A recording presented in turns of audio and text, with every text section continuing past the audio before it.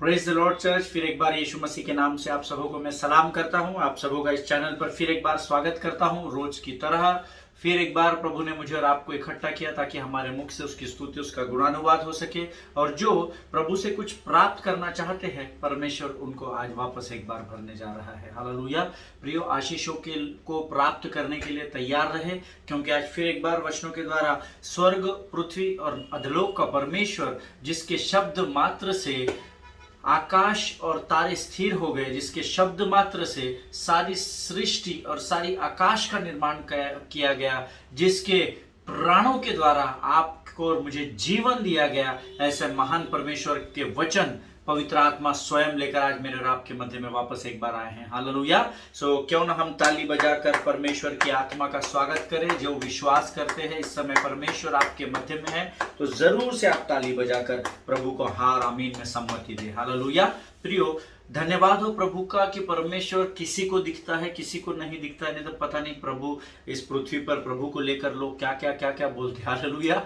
धन्य हो परमेश्वर का कि वो एक आत्मा है और उसका वचन एकदम सटीक है, जो कहता है कि मैं ऐसे आराधकों को ढूंढता हूं जो आत्मा और सच्चाई से आराधना करना जानते हैं। हालेलुया। अब ये आपके हाथ में है। अगर आपको प्रभु की वाणी सुननी है, प्रभु की बातों को सुनना है, प्रभु का दर्शन करना है, तो आपको आत्मा और सच्चाई में बने रहना बहुत जरूरी है। हालेलुया। प्रियो, हम पिछले कुछ दिनों से एक विषय पर मनन कर रहे हैं और बहुत सारे लोगों से प्रभु इन वचनों के द्वारा बात कर रहा है। ऐसा मेरा विश्वास है। ये मैं हवा में नहीं कह रहा, मेरे पास बहुत सारी गवाही है, बहुत सारे प्रश्न है लोगों के, और प्रभु को मैं धन्यवाद देता हूं कि परमेश्वर के वचनों को लोग गंभीरता से ले रहे हैं। हालेलुया। आज फिर एक बार हम अपने अध्ययन में आगे बढ़ने से पहले भजन संहिता उसका चौथा अध्याय और उसके 2 और 3 वचनों को हम पढ़ेंगे। भजन संहिता उसका चौथा अध्याय, उसके 2 और 3 वचन। और मैं चाहता हूं आप सब अपने अपने पवित्र शास्त्र निकाल ले, पवित्र शास्त्र जल्दी जल्दी खोलने की आदत डालिए, ताकि हम अपना समय बचाकर प्रभु से अधिक मन्ना, उससे जितना समय हमारे पास होता है उसमें हम प्राप्त कर सके। मैं साम्स चैप्टर 4 वर्सेस 2 और 3 हम एक साथ पढ़ेंगे। वचन कहता है, हे मनुष्य के पुत्रों, कब तक मेरी महिमा का अनादर होता रहेगा? तुम कब तक व्यर्थ बातों से प्रीति रखोगे और झूठी युक्ति की खोज में रहोगे? यह जान रखो कि यहोवा ने भक्त को अपने लिए अलग कर रखा है। जब मैं यहोवा को पुकारूंगा तब वह सुन लेगा। हालेलुया। परमेश्वर इन पढ़े हुए वचनों पर आशीष दे। ये दाऊद राजा का लिखा हुआ भजन है, ऐसा मेरे पवित्र शास्त्र में लिखा है। प्रधान बजाने वाले के लिए तार वाले बाजों के साथ दाऊद का भजन, ऐसा इसका हेडिंग दिया गया है। और अंग्रेजी में मैं आपके लिए पढ़ना चाहता हूँ। Psalms chapter 4 verses 2 and 3. The verse says, O man, how long shall my honor be turned into shame? How long will you love when words and seek after lies? But you know that the Lord has set apart the godly for himself. The Lord hears when I call to him. Amen. प्रभु इन पढ़े हुए वचनों पर आशीष दे। परमेश्वर का वचन अंग्रेजी में मुझे थोड़ा सा सटीक लगा, because it says, How long shall my honor be turned into shame? Hallelujah. Shame लिखा है, शर्म लिखा है ना। हिंदी में तो अनादर लिखा है, परंतु वचन कह रहा है कि कब तक तुम मेरी महिमा के का मजाक उड़ाते रहोगे और मुझे शर्म में डुबोते रहोगे। मैं कई बार होता है ना कि जब हम कोई गलत चीज कर जाते हैं पब्लिकली और फिर सडनली हमको रियलाइज होता है, तो हम बोलते हैं यार मुझे बहुत शर्म आ रही है अपने आप पर यहाँ परमेश्वर को खुद पर शर्म नहीं आ रही। वो कह रहा है कि धर्मी, हे मनुष्य के पुत्र, अर्थात आप और अर्थात मैं, तुम कब तक मेरी महिमा, जो मैं तुमको अनुग्रह देता हूँ, जो महिमा देता हूँ, जो ऑनर आदर देता हूँ, कब तक तुम मुझे उसका गलत इस्तेमाल करके मुझे शर्म से झुकाते रहोगे। हालेलुया। और बहुत दुख की बात है, प्रभु के पवित्र शास्त्र में ये वचन मेरे और आपके लिए लिखा है। इसका अर्थ है मुझे और आपको प्रभु की सेवकाई करते समय बहुत सटीक और सतर्क रहने की जरूरत है, ताकि परमेश्वर हम पर घमंड कर सके। हालेलुया। ना कि हमारे कारण, हमारे किए गए कार्यों के कारण वो शर्मिंदगी को उठाए, परंतु जो भी काम हम उसके राज्य में उसकी सेवा के लिए करते हैं उसके द्वारा स्वर्ग में आनंद मनाया जाए। हालेलुया। वचन कहता है, झूठी युक्ति की खोज में कब तक रहोगे? कब तक व्यर्थ की बातों से प्रीति रखोगे? फालतू बातों में कब तक टाइम पास करते रहोगे? कब तक झूठ बोलोगे, मैनिपुलेशन करोगे, बातों में मिलावट करोगे? परमेश्वर को इन सारी बातों से हमारी बहुत शर्म आती है। हालेलुया, इस बात को याद रखिए और अपने अपने मनों को फिरा ले, है ना। हमने रिपेंटेंस के बारे में सीखा है, मन फिराने की बहुत जरूरत है आपको और मुझे। फिर एक बार आज ये वचन हमें उसी सब्जेक्ट पर लेकर जा रहा है जो हम बीते दिनों में सीख चुके हैं, पश्चाताप, सच्चे पश्चाताप के बारे में। आमीन। ना हो, वचन कहता है यहाँ, जान रखो कि यहोवा ने भक्त को अपने लिए अलग कर रखा है, जब मैं यहोवा को पुकारूंगा तब वह मेरी सुन लेगा। हालेलुया। प्रियो, परमेश्वर गूंगा और बहरा नहीं, पेड़ पौधा और किसी शिल्पकार की बनाई हुई मूर्ति नहीं है, परंतु यीशु मसीह की कब्र खाली और यीशु जीवित है। और वचन कहता है सुन वही सकता है जो जीवित होता है। हालेलुया। सो यहाँ पर प्रभु का वचन कहता है, जब मैं यहोवा को पुकारूंगा तब वह सुन लेगा। अब सुबह में पुकारूंगा, दोपहर को पुकारूंगा, शाम को या रात को, पहर नहीं लिखा है ना।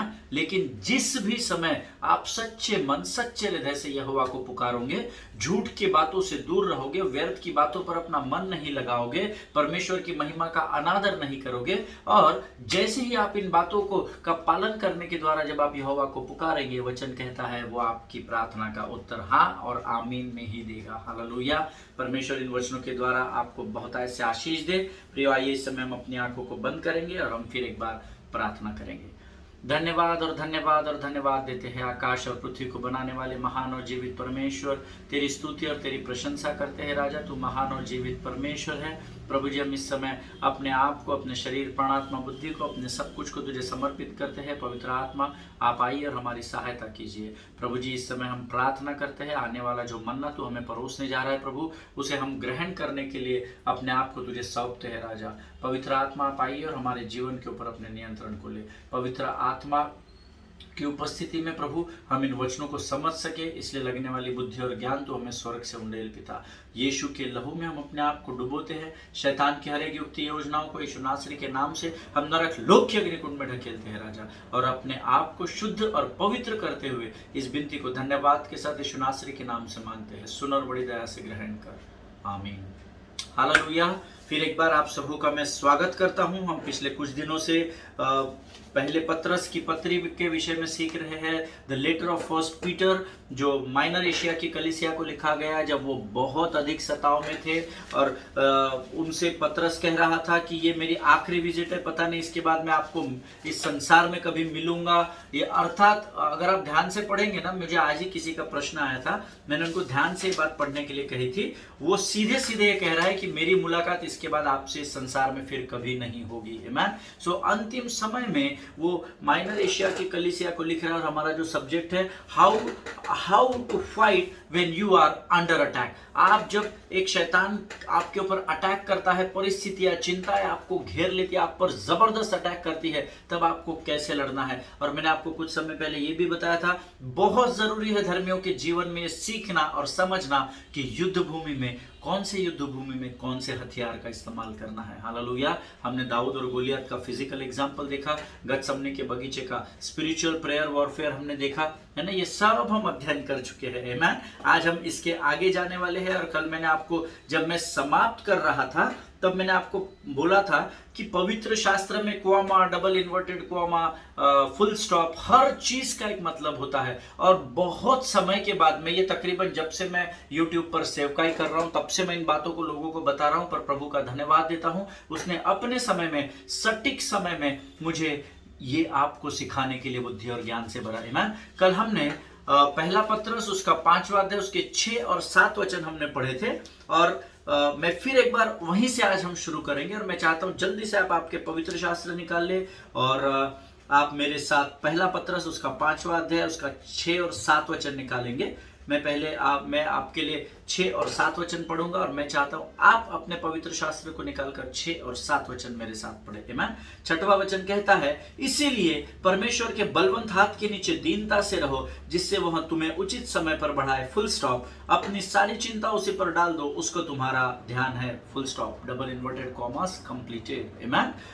परमेश्वर का वचन यहां पर कह रहा है, छठवें वचन के बाद हिंदी ट्रांसलेशन में फुल स्टॉप आया है, बट अंग्रेजी में या अरेमिक में आप इसको पढ़ेंगे तो छठवें वचन के बाद क्वामा आया हुआ है, और क्वामा आया अर्थात वो 6 और 7 एक ही वचन है। आमीन। जब फुल स्टॉप होता है तो नया वाक्य शुरू होता है, इतना हिंदी व्याकरण हम सब जानते हैं, है ना। जब फुल स्टॉप आ जाता है तो नया सेंटेंस चालू होता है। बट अगर आप इसको अंग्रेजी में पढ़ेंगे तो humble yourself therefore under the mighty hand of God so that at the proper time he may exalt you, comma, casting all your anxieties on him because he cares for you, amen। अर्थात 6 और 7 एक ही bracket में लिखे गए हैं, बीच में उसको comma दिया गया है, amen। आज मैं आपको बताता हूं कि क्वामा का इंपॉर्टेंस कितना है पवित्र शास्त्र में। हिंदी में आप देखेंगे ना तो full stop they, that means छठवां वचन का 7वें वचन से कोई लेना देना नहीं है। बट जब उसमें क्वामा आ जाता है तो जरूर सेकंड पार्ट आप जो पढ़ रहे हैं, अर्थात सारी चिंता उस पर डाल दो उसको तुम्हारा ध्यान है, अपनी सारी चिंता उस पर डाल दो उसको तुम्हारा ध्यान है। ये क्यों लिखा है प्रभु ने, इसका कारण 6वें वचन में मिलता है। और ये कब करेगा यीशु मसीह, जब आपको प्रभु ने कहा अपनी सारी चिंता मुझ पर डाल दो, मुझको तुम्हारा ध्यान है। बट उसके पहले एक कंडीशन दी गई है 6वें वचन में प्रियो, आमीन। और वो हम सीखेंगे। What happens next in verse 7 is predicted on whether or not what happens in verse 6 is applied, amen। 6वें वचन में क्या लिखा है, इसका प्रिडिक्शन या इसका आप बोल सकते हैं उपदेशात्मक वाक्य जो है या प्रेडिक्ट, आप 7वें वचन को पढ़कर डिसीजन नहीं ले सकते, उसके लिए आपको 6वां वचन अध्ययन करना पड़ता है, क्योंकि बीच में कॉमा है, आमीन। और कॉमा के पहले 6वां वचन है, फिर कॉमा है, फिर 7वां वचन है।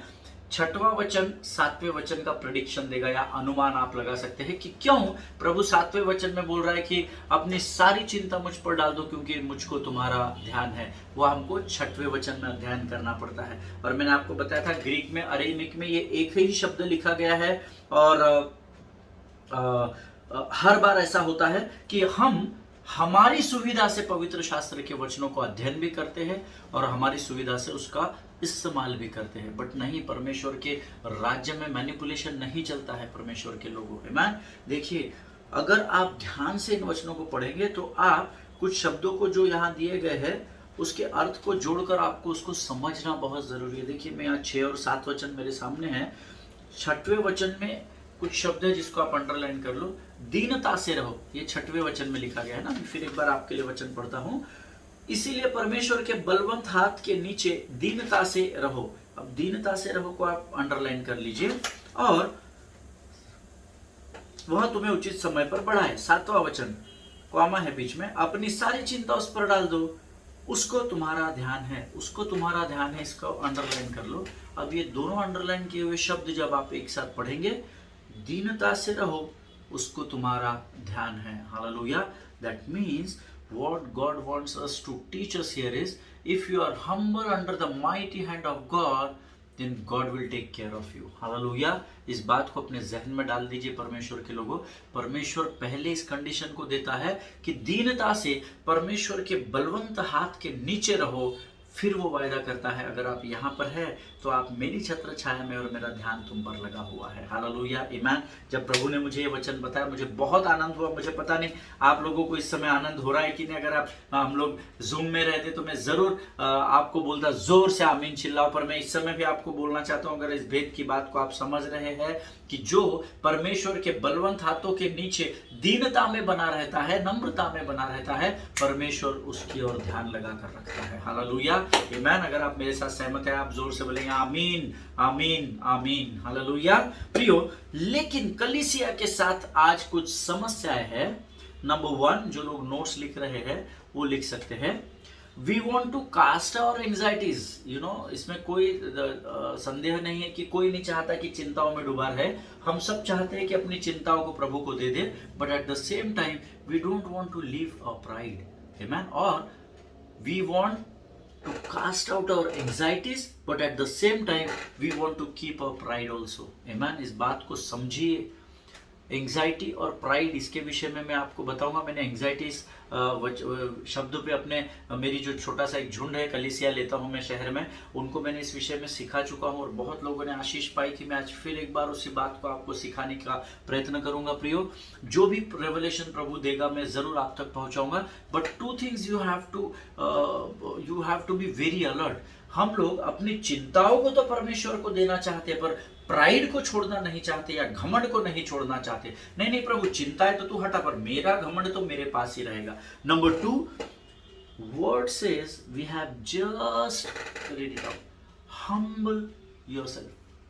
आमीन। अपने आप को दीनता में रखो। Hallelujah. This is the word of God. First Peter chapter 5 verse 6 and 7 which we are meditating।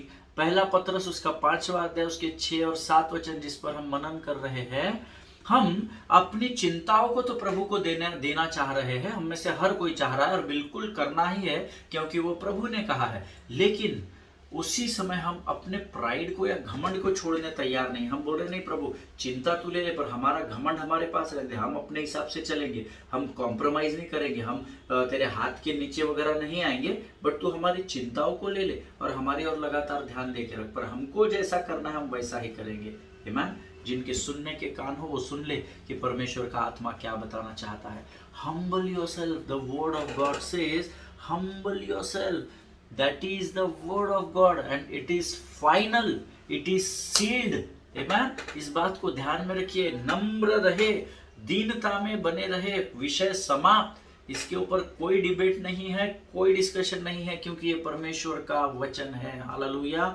But we need to know that pride and see those who are not humble, जो नम्रता और दीनता से नहीं रहते हैं, उनको आज मैं बहुत ही बोल्डली इस बात को बताना चाहता हूं that you need to keep it in your mind that anxiety and pride comes in the same package. एक ही पैकेज में आता है। जैसे मैंने अभी 2 दिन पहले किसी को रिक्रूटमेंट दिया, तो मैंने उनको ईयरली सैलरीज, उनके अलाउंसेस, उनके टीए, HRA, DA, वो सारी चीजें मैंने उनको एक पैकेज बना कर दिया, सब कुछ आ गया उसमें। In the same way, when you are not humble, जब आप अपनी नम्रता और दीनता को छोड़ देते हैं, तो आपको ये हमेशा स्मरण रखना है that anxiety and pride comes in the same box। Mobile और मोबाइल का चार्जर अलग अलग बॉक्स में नहीं आता है, इस बात को ध्यान में रखिए। मोबाइल का हैंडसेट और मोबाइल का चार्जर एक ही बॉक्स में आता है, एक ही बॉक्स में पैक किया करके दिया जाता है। आमीन। इन the same way beloved people of God, anxiety and pride comes in the same package, it comes in the same box। Amen। Now every coin has two sides, we know है ना। मेरे पास अभी कॉइन है। एक minute मैं आपको last time भी मैंने आपको कॉइन का एग्जांपल दिया था। See I have a coin of 1 rupee, this is head है ना, इसमें थंब है और 1 लिखा हुआ है। दिस इज टेल, और ये जो शेर है यहाँ पर बना हुआ है ना, इसको हम हेड कहते हैं, राइट। सो इसमें ही टॉस होते हैं ना, इंडियन कोई भी मैच का टॉस होता है हेड और tail. So today I want to tell you, जैसे एक कॉइन को 2 साइड है ना, वैसे ही हेड साइड जो है ना that is pride, and tail जो है that is anxiety. Always remember this. Amen. Anxiety कहां पर है? टेल में है। Means according to this coin, मैं इस कॉइन का एग्जांपल दे रहा हूं, आगे और पीछे। अगर हेड साइड आप मुझे पूछेंगे तो pride is the head side and then anxiety is the tail side. Why? Okay, I will try to communicate this head and tail in a very simple way. Okay, मैं कोशिश करूंगा कि मैं आपको इस हेड और टेल को और साधारण तरीके से समझा सकूं। मैं चाहता हूं इस समय आप आपके डायरीज में एंग्जाइटी का स्पेलिंग लिख लें। अब चिंता का तो स्पेलिंग आप लिख नहीं सकते, बट एंग्जाइटी का जरूर आप लिख सकते हैं। मैं चाहता हूं ANXIETY, ये स्पेलिंग आप लिख लें। देखिए मैं आपको बताता हूं। ये देखिए मैंने लिखा है ANXIETY। इस तरीके से आप आपकी डायरी में एंग्जाइटी लिखिए, एंग्जाइटी, ANXIETY, एंग्जाइटी। मैंने इस एंग्जाइटी सब्जेक्ट पर अपनी कलीसिया को बहुत समय पहले अपने झुंड को सिखाया था। जो लोग शायद ये मैसेज देखते हैं नहीं देखते मुझे पता नहीं, लेकिन अगर देख रहे हैं तो उनको शायद प्रभु स्मरण दिलाए। Total 7 digits in English, ANXIETY, total 7, right. Now if you look at it properly, अगर आप इसकी ओर बहुत ध्यान से देखेंगे, और मैं चाहता हूं इस समय मुझे नहीं, वो एंग्जाइटी जो आपने अगर ईमानदारी से लिखा है तो उसमें देखिए, the centre of the word is I, amen. अभी देखिए मैं फिर एक बार बताता हूं, ANXIETY, ये ANX 3 वर्ड गए, आई इसको खड़ा रखेंगे हम, ETY ये 3 हो गए, तो सेंटर में कौन सा वर्ड आ रहा है? आई आ रहा है, amen. And I brings pride in our lifes, amen. मैं, प्रभु मेरी सेवकाई है, प्रभु मैंने इतनी मेहनत से इसको खड़ा किया है, प्रभु मैं कितने घंटों तक तेरी सेवा करता हूं, प्रभु मैंने उनके लिए प्रार्थना की इसलिए चंगाई आई, प्रभु मैंने उनके ऊपर हाथ रखे, तेल पर हाथ रखा, पानी पर हाथ रखा, इसीलिए उनके जीवन में मैं हर जगह मनुष्य, मैं धर्मियों की बात कर रहा हूं प्रियो, जो प्रभु के वचन को नहीं जानते उनको नहीं, क्योंकि उनको तो माफ है, उनको वचन मालूम ही नहीं है। पर जिसको मालूम है, जो आप और मैं जो धर्मी कहलाते हैं, प्रभु में उद्धार और बपतिस्मा पाए हुए, इन लोगों में आय का प्रमाण बहुत अधिक पाया जाता है। I am very sorry to say this, उसमें मैं इंक्लूड हूँ। मैं आपको बताया कि जो कुछ भी मैं आपको सिखाता हूँ ये पहले शुरू मुझसे ही होता है। सो ये एंग्जाइटी में सेंटर में अगर आप देखेंगे तो यहाँ पर आय आता है, आमेन। देखिए मैं कोई डॉक्टर नहीं हूँ, I am not a psychologist, I am not a psychiatrist, मैं कोई दवा बेचने वाला भी नहीं हूँ, या आप बोल सकते हैं मैं भविष्य पढ़ने वाला नहीं हूँ, मैं लोगों का भविष्य पढ़ता नहीं हूँ, क्योंकि मैं जानता हूँ कि मैं पढ़ भी लूँगा तो कुछ नहीं कर पाऊँगा, क्योंकि परमेश्वर ने उनके भविष्य को अपने हाथों में रखा है, hallelujah. But if you look into the word and really if you trace it spiritually, देखिए मैं आपको ये जो बता रहा हूँ ना एंग्जाइटी के विषय में, मैं कोई डॉक्टर नहीं हूँ, लेकिन मैं आपको स्पिरिचुअल ग्राउंड पर बता रहा हूँ, क्योंकि ये परमेश्वर का वचन है, आमेन। ANXIETY, एंग्जाइटी के सेंटर में आय आता है, मैं, लेकिन मैं आपको स्पिरिचुअल ग्राउंड पर इस बात को बहुत ही दृढ़ता के साथ बताना चाहता हूं, the centre of your anxiety is I, amen. आपकी चिंता का मुख्य कारण लोग, परिस्थितियां, पासबान, वर्शिप लीडर, आपके बॉस, आपके बिजनेस पार्टनर्स, आपके कलीग्स, कोई भी नहीं है। आपकी चिंता का कारण आप स्वयं है। इस बात को मैं आज आपको बताना चाहता हूं, हालेलुया। जो मेरे बात से सहमत है वो अपने अपने स्थान पर आमीन कहेंगे। क्यों? क्योंकि एंग्जाइटी अर्थात चिंता का मध्य बिंदु जो है वो आय है, और ये जो आय है ना, यही हमारी जीवन की चिंताओं का कारण है, आमेन। बिकॉज हम किसी के सामने हम्बल नहीं होना चाहते प्रियो, हम किसी के सामने नम्र नहीं होना चाहते, दीन नहीं होना चाहते। हम अपने घमंड में इतने अधिक बने हुए हैं, मैं मेरे वजह से, मैंने ये किया, मैं था इसीलिए ऐसा हुआ, मैंने उनको फोन नहीं किया रहता तो ऐसा हो जाता। एवरी टाइम मी आई, और यही मेरे और आपकी चिंता का कारण है, ये ध्यान में रखिए, amen. That is what the word of God says in 1 Peter chapter 5, humble yourself, amen. इस बात को ध्यान में रखिए, जिनके सुनने के कान हो वो सुन लेगा प्रभु का आत्मा क्या कहना चाहता है, amen. The centre of your anxiety is your I, and I represents pride, nothing else. आपका मैं घमंड के अलावा कुछ नहीं बताता है या कुछ नहीं सिखाता है, आमेन। और जब आप शैतान के एंग्जाइटी या चिंता नामक तीर को जब वो आप पर चलाता है, शूट करता है वो आपकी तरफ, उस एरो को जब सट्ट से आपके ऊपर फेंकता है, तो आप खुद की ताकत या खुद के बुद्धि या ज्ञान से उस तीर को बुझा नहीं सकते, ध्यान में रखना। आप अपने आप को या मैं अपने आप को अगर बहुत ज्यादा होशियार समझता हूं कि मुझसे दुनिया में कोई होशियार नहीं है, मुझसे कोई पंगा नहीं ले सकता है, शैतान आएगा तो मैं निपट लूंगा, तो मेरा काम खत्म हो जाएगा। Because I can not fight with Satan with my own strength, my own ability, my own wisdom, my own understanding. मैं अपने बुद्धि, ज्ञान, ताकत, बल के द्वारा शैतान के उस तीर को जो चिंता के रूप में मुझ पर फेंका जाता है और मेरे अंदर भेदा जाता है, उसका सामना मैं नहीं कर सकता हूँ।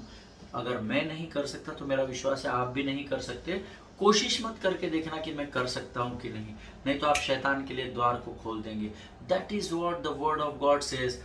परमेश्वर के बलवंत हाथ के नीचे दीनता से बने रहो, हालेलुया, क्योंकि उसको तुम्हारा ध्यान है। आमीन। प्रियो, इस बात को हमेशा ध्यान में रखना। You need to understand that you can't sustain it because it is not your throne, hallelujah. आप इस 7 शब्दों के बीच में का ये जो शब्द है ना, नंबर 4 वाला, इसको आपको खत्म करना होगा। आप मध्य बिंदु हो ही नहीं सकते इस पृथ्वी में किसी भी बात का। Your centre should be always Jesus Christ only, hallelujah. आपका मध्य, आपका centre of attraction should be always Jesus Christ. इसीलिए हम गीत गाते हैं, मैं आंखें अपनी पर्वत की ओर उठाऊंगा, मुझको है पता सहायता वहीं से पाऊंगा। मैं आंखें अपनी पर्वत की ओर उठाऊंगा, हालेलुया। इस बात को हमें जानना होगा प्रियो। मैं आंखें अपनी आईने में लगाऊंगा, मुझको है पता सहायता वहीं से जहां मैं दिख रहा हूं, खुद की सहायता खुद करूंगा। No, this is not the word of God. आमीन।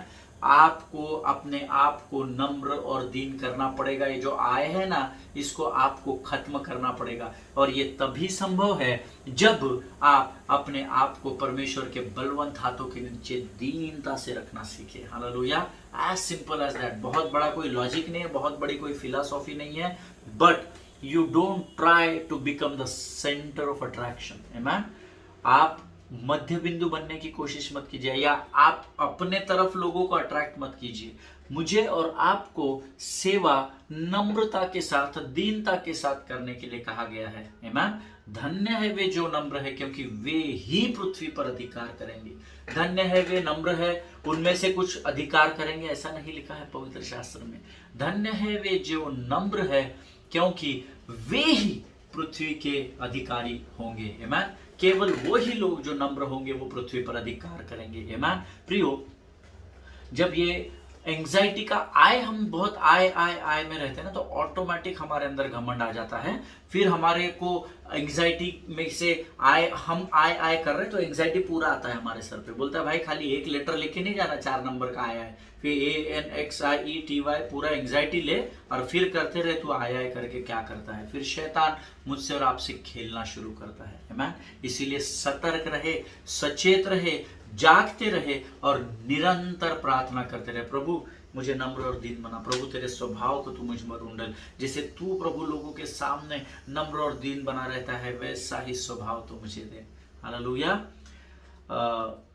एक बहुत सुंदर गाना है, मेरे अंदर तेरी आदतों को भर दे, मेरे अंदर तेरी चाहतों को भर दे, मैं तुझको पसंद आऊं, मैं तेरे दिल को भाऊं, ऐसा मुझको बना, ऐसा मुझको बना, हालेलुया। मेरे अंदर तेरी आदतों को भर दे, हालेलुया। इस आय से जिस दिन हम बाहर आ गए, हमारी परेशानियां, हमारी चिंताएं, हमारी एंजाइटी घुटने टेक देगी, घुटने। आमीन। लेकिन उसके पहले शुरुआत किसको करनी है? एंजाइटी पर विजय पाने के लिए इस आय को करनी है। आपको पहले नम्रता के साथ प्रभु के बलवंत हाथों के नीचे आना जरूरी है, हालेलुया। परमेश्वर इन पढ़े हुए वचनों पर आप को बहुत ऐसे आशीष थे। मेरा विश्वास है आज जो भी बातें प्रभु ने हमें बताई है, जरूर परमेश्वर ने इन वचनों के द्वारा आपसे बातें की है, ऐसा मेरा विश्वास है। जिनके सुनने के कान हो वो सुन ले प्रियो। मौका परमेश्वर बार बार दे रहा है, इसको ग्रैब करो। When you get the opportunity, grab the opportunity. आमीन।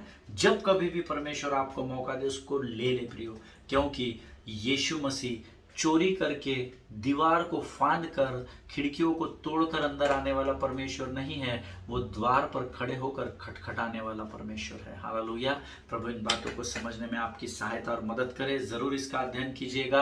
अगर प्रभु ने आपको इन वचनों के द्वारा आशीष दी है तो जरूर कमेंट्स डालिएगा, ताकि आपकी गवाही और लोगों के लिए आशीष का कारण बन सके। हालेलुया। परमेश्वर इन वचनों के द्वारा आप सबों को बहुत ऐसे आशीष दे।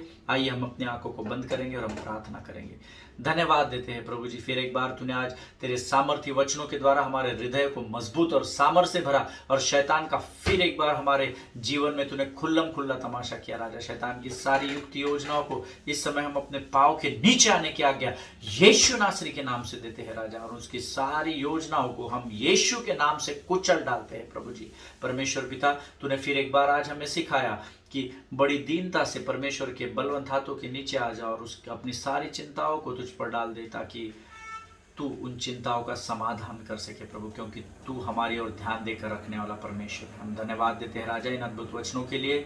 अगली बार को जब हम मिलते हैं तब तक हमें संभाले रखना परमेश्वर पिता। मैं अपने सारे लोगों के लिए आशीष को यीशु नासरी के नाम से क्लेम करता हूँ परमेश्वर पिता। सारी बातों में महिमा तुझको देते हैं। आगे के संपूर्ण समय को तुझे सौंपते और इस विनती को धन्यवाद के साथ यीशु नासरी के नाम से मांगते हैं। सुन और बड़ी दया से ग्रहण कर, आमीन। हालेलुया। परमेश्वर आप सबों को आशीष दे। एक दूसरे के लिए प्रार्थना करते रहिए। कल हम इसी अध्ययन को आगे लेकर जाएंगे। तब तक स्वस्थ बने रहे, सुरक्षित बने रहे, एक दूसरे के लिए प्रार्थना करते रहे। अफगानिस्तान को जरूर अपनी प्रार्थनाओं में याद रखें और अपने पासवानों के लिए और उनके परिवारों के लिए बिना भूले प्रार्थना करें। जो आशीष हारून के सर पर होती है वही दाढ़ी से होकर वस्त्रों की छोर तक जाती है। अगर आप आशीषों में बढ़ना चाहते हैं, अपने पासवानों को आशीषों में बढ़ाइए। आमीन। प्रभु आप सबों को बहुत ऐसे आशीष दे। God bless you all.